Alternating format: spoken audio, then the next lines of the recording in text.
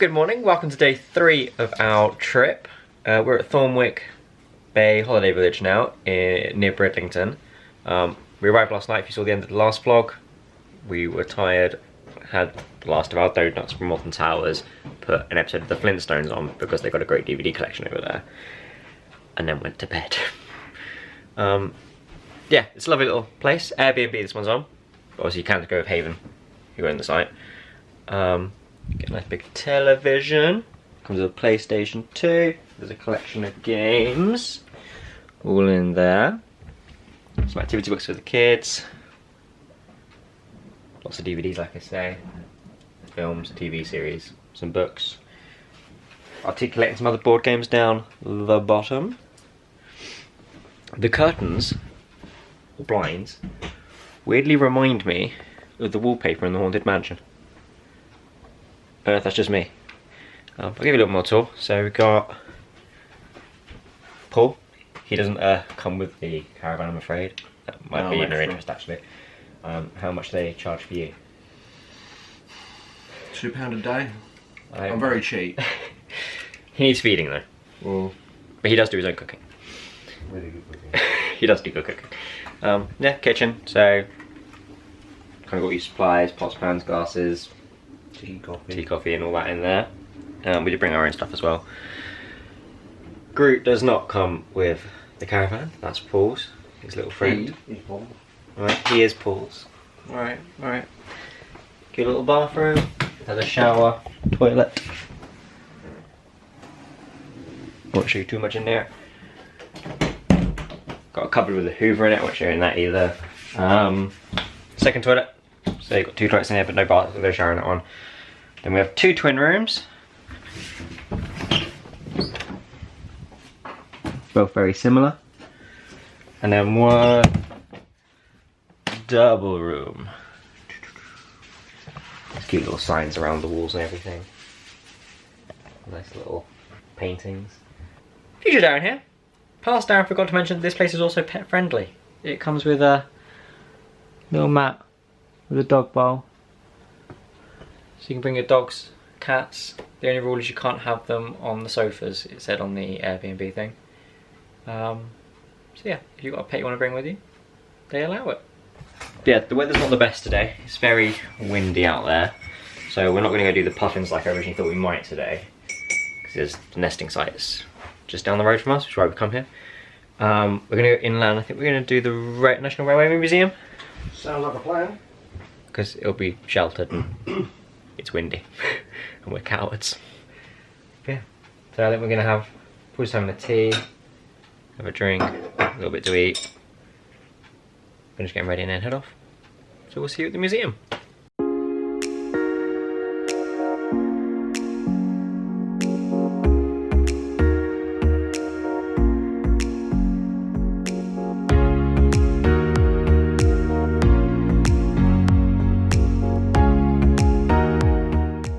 We've made it to the National Railway Museum.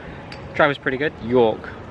Lovely. Beautiful. Very lovely. When we do the dungeons, I think we're going to have a walk around York as well, just to have a look at all the historic sites and get some photographs. It looks really pretty. That'd be good.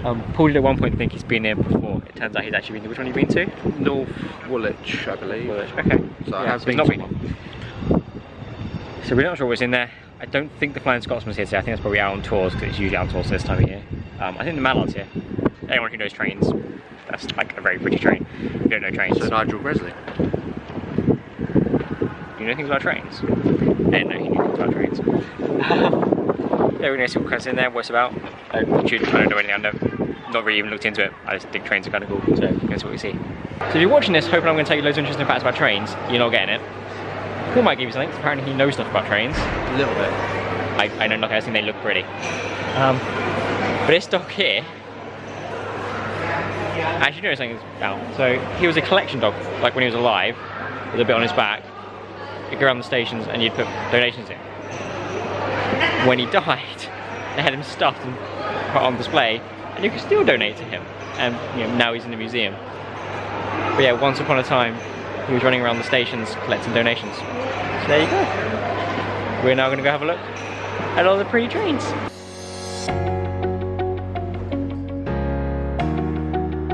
So in my travels, I always do encounter things through Queen Victoria, which I think shows how much of an impact Queen Victoria had on our country.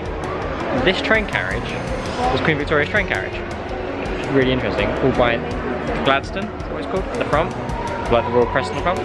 Really, I've taken a picture of the inside, it looks really pretty. Queen Victoria's aunt, however, did not get such an extravagant, lovely carriage, still not bad. Her aunt had the tiny carriage here, pulled by just a normal passenger train, not the Gladstone. Really different. So there we go, that's Queen Victoria for you.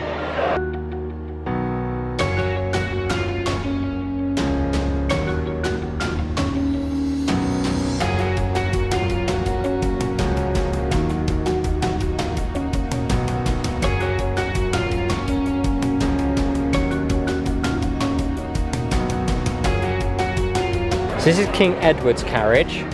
He apparently took an active role in designing it. He even has a bath in his train, a smoking room in here somewhere apparently, a bed all in this carriage, which, go King Edward, loving his trains apparently.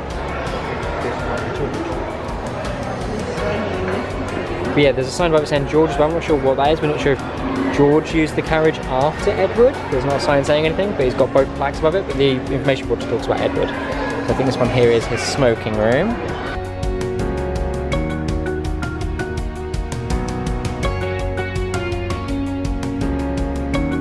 So this is Queen Elizabeth's carriage, the saloon car.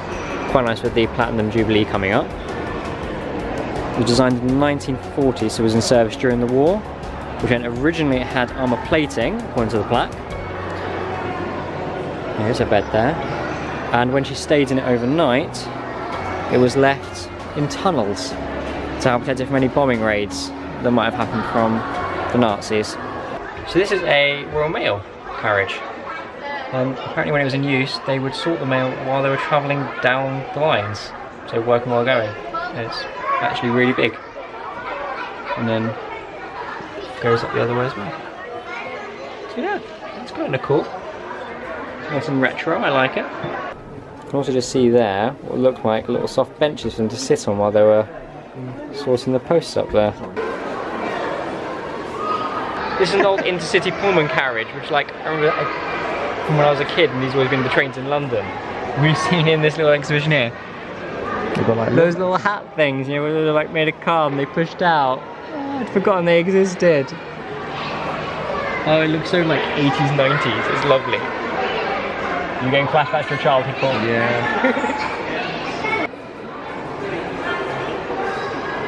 They've got these little bags in the ceiling, which have a pipe coming down to a little tub, which it says protecting the collection. I think it's for any leaks in the roof so the water doesn't drip onto the carriages, which is quite a cool idea. I quite like that. Yeah. Just found it in the middle of the platforms between the lovely third class dining carriages and sleeping carriages over there, and the old freight wagons. A very old urinal. Cool, do you need to go? I'm good. Okay. I don't make these like I used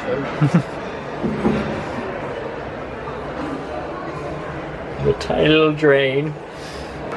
It's got this insulated fish carriage, which was designed in the 50s and 60s for getting fish around the country, which I suppose doesn't really think about it, but yeah, fish and chips is innately British, but I suppose back then, before the 50s, you had to go somewhere where there's a good river system or the beach to get fish and chips, otherwise you'd just been too perishable to transport inland. Things we take for granted. So this carriage here has first, second class, I think third class at another end, all mixed into the one carriage unit. It just seems to be which door you go through makes a difference. So if you go through the second class one here, you have a little lavatory down here in the corner. And if you were to go into the first class one, the seats look much nicer with arms, and your lavatory is in the middle, just over there. And the lighting looks a lot better as well. And they're literally next to each other on the train. So we've just gone to the first class section that's next to the other first class section, and it has a lavatory door going the same direction as the toilet in the other one. So it looks like they share a toilet. I was thinking when you go in one side you have to lock both doors. But I thought if you came back out into your carriage and left the other one locked, you could prevent the guys in this carriage ever using the toilet. I don't know if that's how it's actually laid out, but it doesn't look that big to have two loos in there. So that's what I can think it is.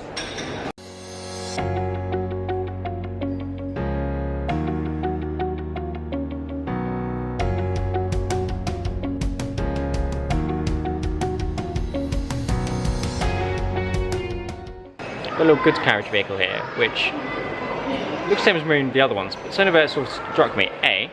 Up here, just says France. The carriage itself has French writing on it, but it's used by Alton, so it's clearly an English transport. I'm not sure what the must have purchased part of it from France, maybe. There's a nice bit at the end over here that says not to be run on Southern Railway. I thought there's some kind of beef between Alton and Southern Railway. They're like, no, you're not having our trains on our railway. You know, back in the old competition between the railway companies, but it says not to be used on Southern Railway, just over there. Just while we're here, in the Southern Hall, we've got the map, mate. What's it called? That's the South Hall. Station. We were in the Station Hall. Station Hall. Like the first one you come to if you go our way. In between all the platforms, there's this nice little eating area, little coffee shop and things. So you know, if you get peckish, you can stop. We're not there yet, so we're moving past it. I thought I'd show you guys while we were walking by it. We're going to go down and see the rocket now.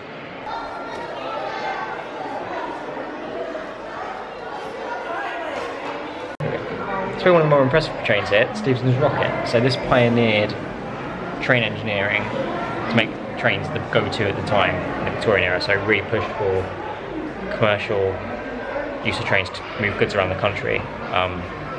It used some sort of pre-existing train technology according to science, and also moved on to some new innovative stuff from upcoming technology. When combined, he won the competition that really pushed his machine forward as the train to use. Unfortunately, he then progressed so much with technology, it quickly became outdated. But yeah, it pioneered what we now use, well, what got used steam trains until the end of steam era. It became the go-to technology. A really impressive machine. I'm glad I've seen it.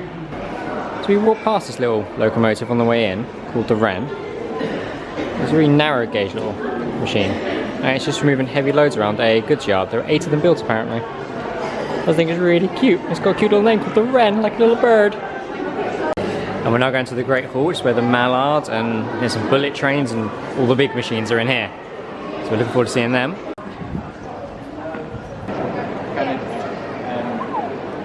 So this is the Great Hall, and it's quite an impressive space just walking into it for the first time. Signals and huge trains, like we've got a Eurostar here. A lovely train to go on if you've ever been to France or anywhere in Europe from the UK. What looks like a bullet train, the head of an intercity over there. And then yeah, we'll have a little walk around so we see. I think this is the hall the Mallards in. And I'm sure lots of other interesting things. A little museum gallery up the top we'll have to look at later. It looks like a search, a little library. But yeah, we'll see what we find around here. Paul here, in his observation skills, has found a little poster saying that they're going to make this the world's train museum. Yeah, the world's train museum, like National Rail Museum for all over the world, all over the globe. By the end of this year, which explains the amount of maintenance work going on here at the moment. They seem to be making huge changes to what they're displaying. They're hoping to have it finished by the end of June, and then they'll move on to the next lot of renovations around the rest of the museum by the year 2025. So it will be a progression as they go along. Yeah, that's going to be interesting. Seeing lots of changes here. Yeah, I suppose basically all the maintenance working on. Nice to see them making changes. I've also just found, while we're here, this massive diesel engine. Imagine having that in your car. Huge. I suppose trains are big. Yeah, I've never seen a train engine before. That's really interesting.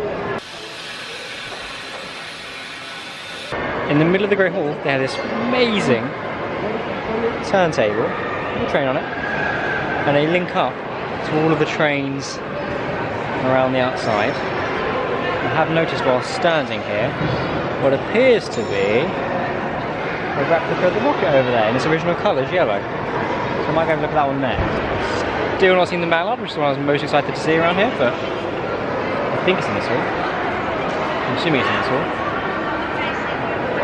We'll get back to you on that one. The train is on the turntable. There's a little plaque by it. The D200 was the first diesel locomotive with a train from Liverpool to Norwich.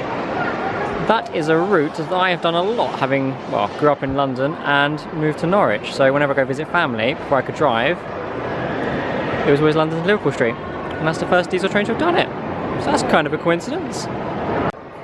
Oh yeah, it's got a cross section you can see actually inside the rocket. That's kind of cool. Let's have a little look.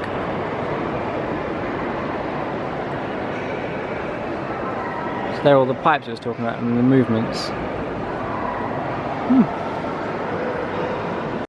Actually brick, which is, I suppose, makes sense really for the time, but I hadn't really thought about that. We've got a full cross section of an old steam train, so you can see where the coal was stored as we go along. Obviously the driver's area, and then where the coal would go, producing heat into the boiler, and through the pipes. And finally to the exhaust and funnel at the end. That's actually really interesting. So I've always known that steam trains struggle going up hills, actually trains in general struggle up hills because of the traction between the wheel and the track. And I always think they just cut holes through mountains, either flattening it or building tunnels. Turns out they built these huge winding engines which were just powered by coal and were just, with a winch, pull trains up hills when they were too steep. Just for to get through the hilly terrain up north. Who knew?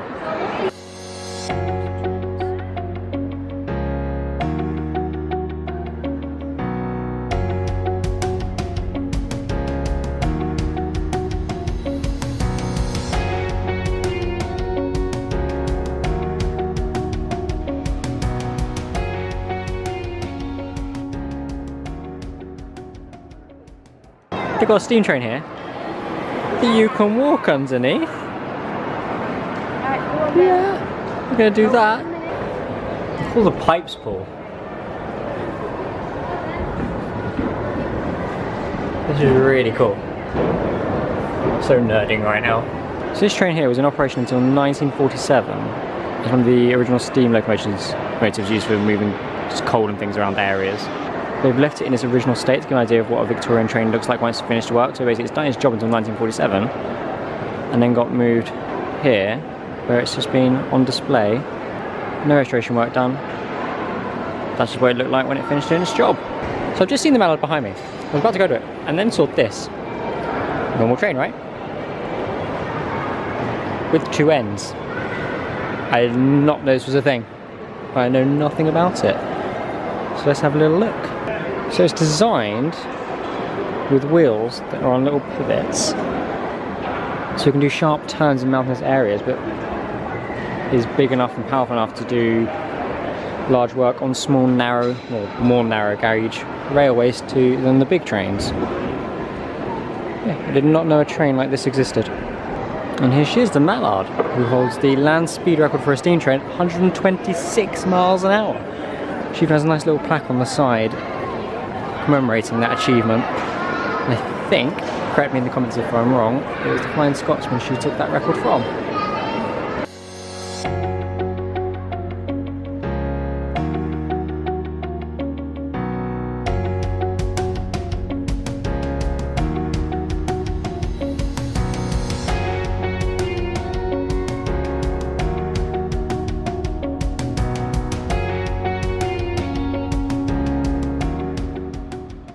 We're above the mallard on a footbridge. It's taken 5 minutes to get some food in the Great Hall. There's a cafe behind me, just next to the mallard. And while we were getting food, we noticed there's a mallard experience, which looking at it appears to be a cartoon simulation, what we said? Yeah, sort of like an animated simulation, yeah. Of when it broke the land speed record. So it's only £3 per person. We're going to have that a go after lunch. So we can sit down for a bit longer as well. But yeah, we're going to enjoy our ciabattas, and then we're going to go on that. Just gone to the ticket office for the mallard experience. The earliest they can get us on is 3:10. Clearly it's more popular than I was expecting it to be, although it's only a small simulator. That little blue box back there. So we've got an hour and 20 minutes to have a look around the rest of this place. So we'll see what else we see. So we had the Flying Scotsman story, and the Flying Scotsman is my favourite steam train, so I didn't realise this was here. This will be interesting.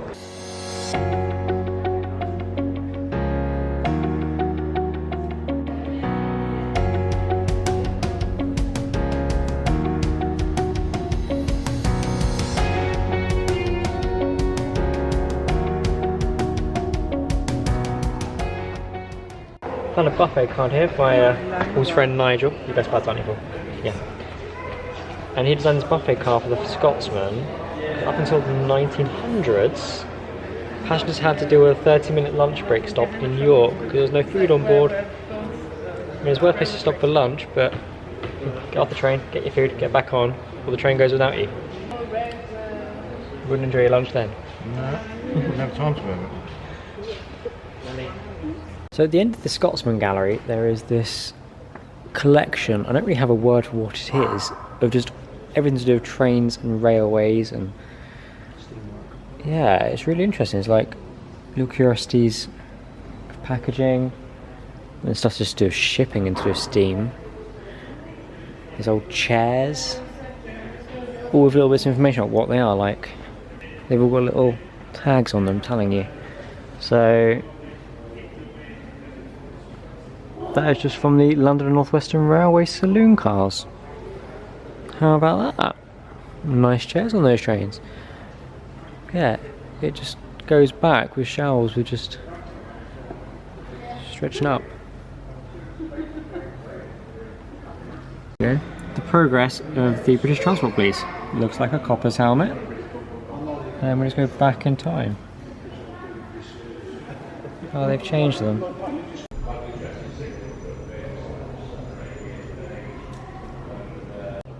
So this is a collection of Brunel's collection of stones that were dug out during the Great Western Railway's construction. There's a little note at the top saying the place names have different spellings on some of them to the actual modern place names, because the place names listed on them are how Brunel spelled them in his book.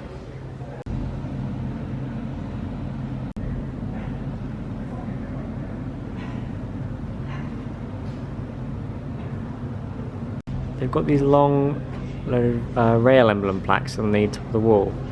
We reach this one. Bangkok Mass Transit Authority, October 1st, 1976. Strikingly close resemblance to the London Underground logo. British Empire, if you will. I didn't realise how big rail signals are until I'm stood next to one.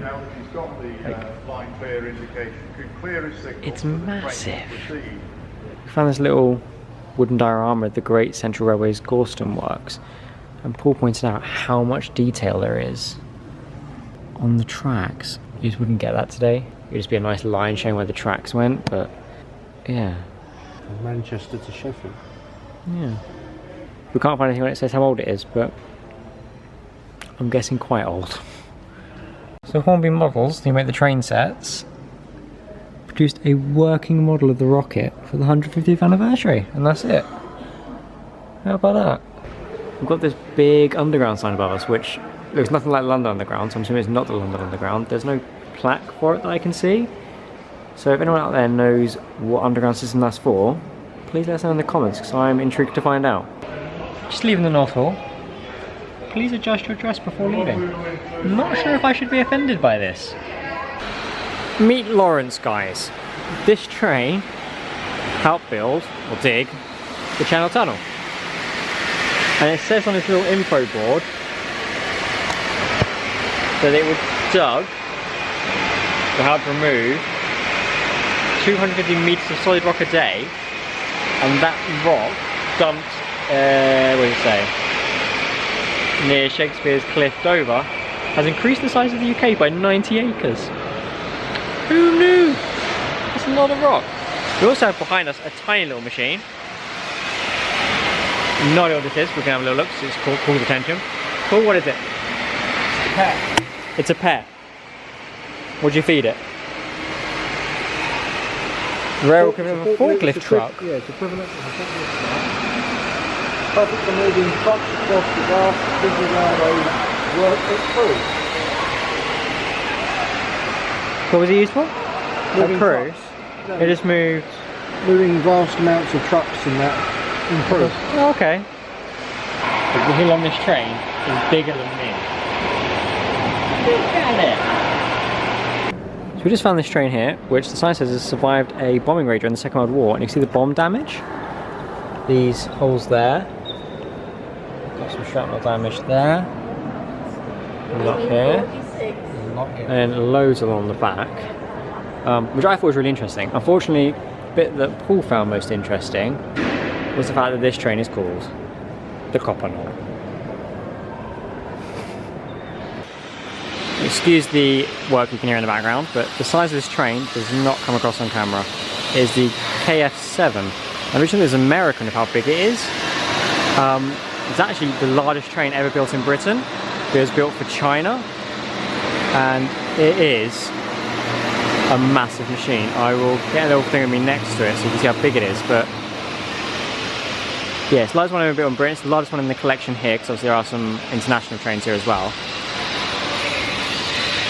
But it's huge. It's so big. It's on the wheels near the size of me. It's massive.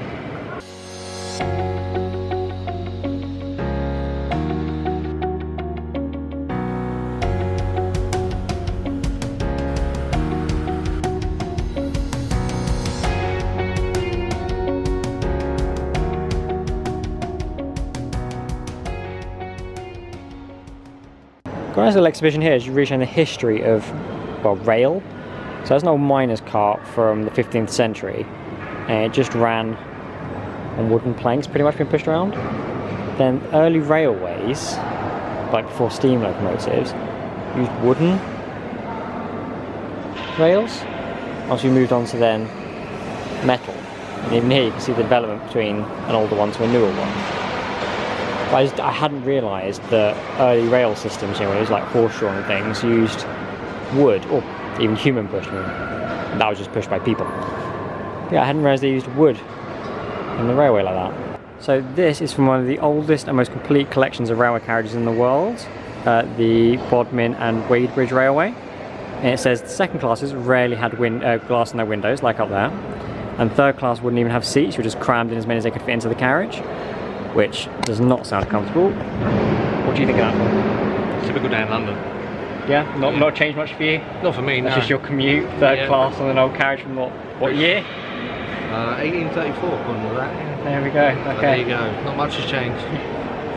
I think we're only about 5 minutes away from our experience of the Mallard experience. So we're going to head over there now, and we'll let you know what we think of that once we've done it. Yeah, it could be quite interesting. Yeah. Choo choo! Choo choo! So we just got off the simulator, you can see behind us. Only a short 5-minute experience. I think kids will love it for the look. It looks really pretty. Adults, if you don't know a huge amount about the event anyway, it's actually quite informative. Like there's a whole thing about using a stink bomb made of aniseed to see if the engine was overheating, which I knew nothing about. Apparently it went off and all sorts, so yeah, I learned from it. They hadn't slowed down basically. Yeah, for that bend. They got up to 126 miles per hour. Yeah. So that's pretty good. There's bits we already knew, especially from the signage around here. There's also bits in that which I knew nothing about, which was really interesting to learn about the event that, you know, got it to being the fastest steam train ever produced to this day.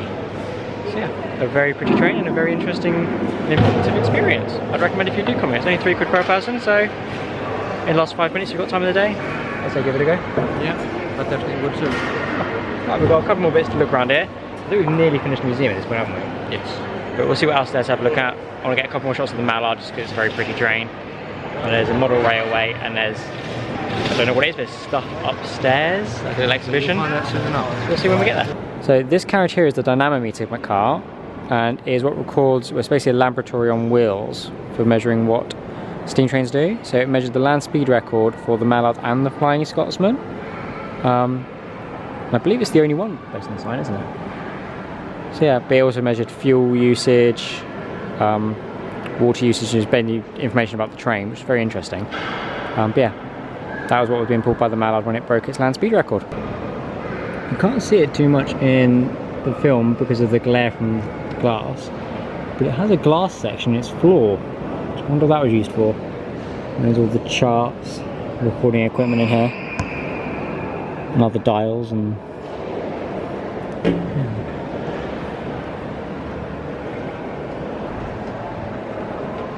This huge round section of tunnel is a section of the Channel Tunnel. And when I've been through it on a train, I think it puts into perspective how big it is seeing it in person. We have more Queen Victoria things. So we have a clock installed in the waiting room at Windsor. and Eaton Station for her, and the headlamps of one of our trains to celebrate her Diamond Jubilee.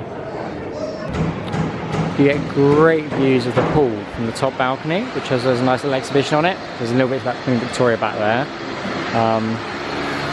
Only a small exhibition of things. There's the drawing board of Robert Stevenson over there. You can see blueprints of the rocket on it, which I will take over to have a look at.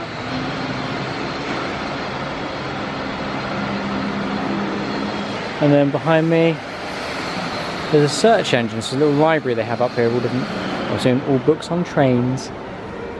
There's only a small exhibition up here, but still worth coming up to have a look at. And below us is a miniature railway, which we can look at in a minute.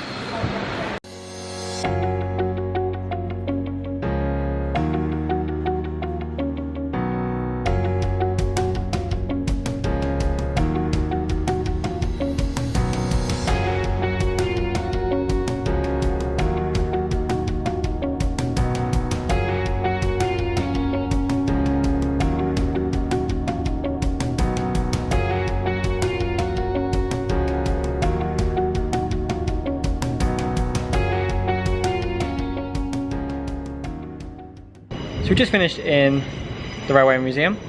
There's a shop in the main hall, Great Hall. It's a small shop. I looked around it, spoke to the lady on the till, and then when I asked about pin badges, she advised me to head to the main shop because it's a bigger range. There definitely is. I didn't get a pin badge in the end just because the pin badge didn't have Railway Museum on it. It just had a small picture of the Mallard and it was quite dark.